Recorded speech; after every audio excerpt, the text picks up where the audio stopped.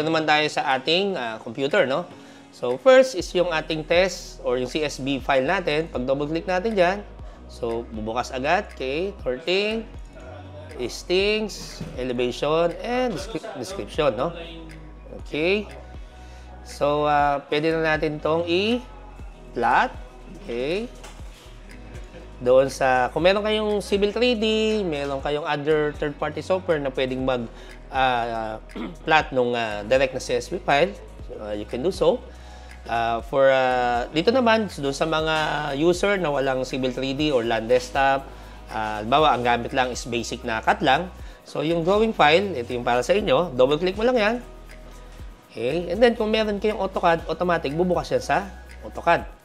So, ito na siya. Okay.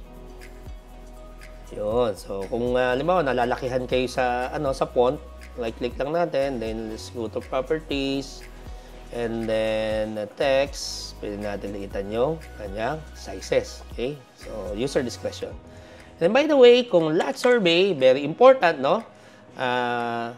Para lumabas yung, yung kanyang icon. So, type lang natin, PD mode. Okay? 34 all, 32. Okay?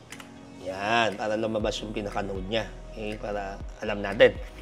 And then, kung mapapansin natin, ito, okay, kung ipa-properties ko yan, may mga corresponding elevation siya. So, kung ang trabaho natin ay lot survey, I strongly suggest na i-zero natin yung elevation. So, how to do that, no? Control A lang, and then you go to properties, and then, doon ka sa may point, and then dito sa Z elevation, click mo lang dito is 0.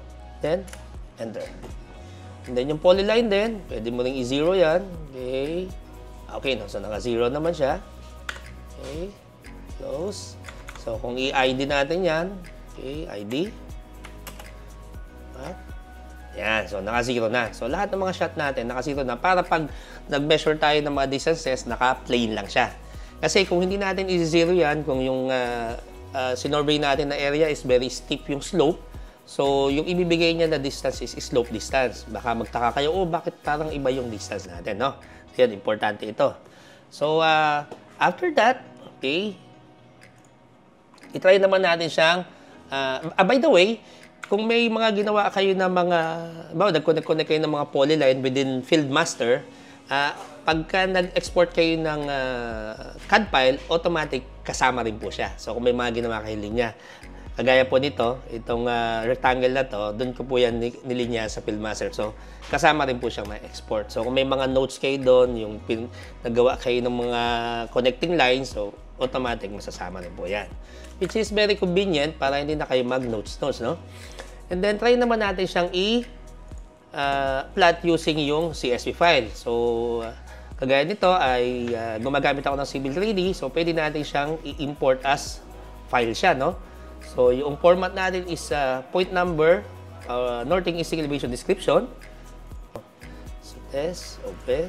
Yan, so lalabas dito point number, northing, easting, point elevation, and description. Okay?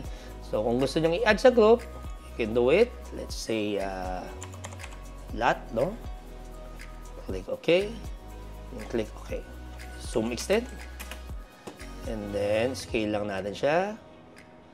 Gusto natin. Ayan. So, ito yung mga actual shot natin. Corner, okay, wall, gate, corner. Then, yung mga station natin. Ayan.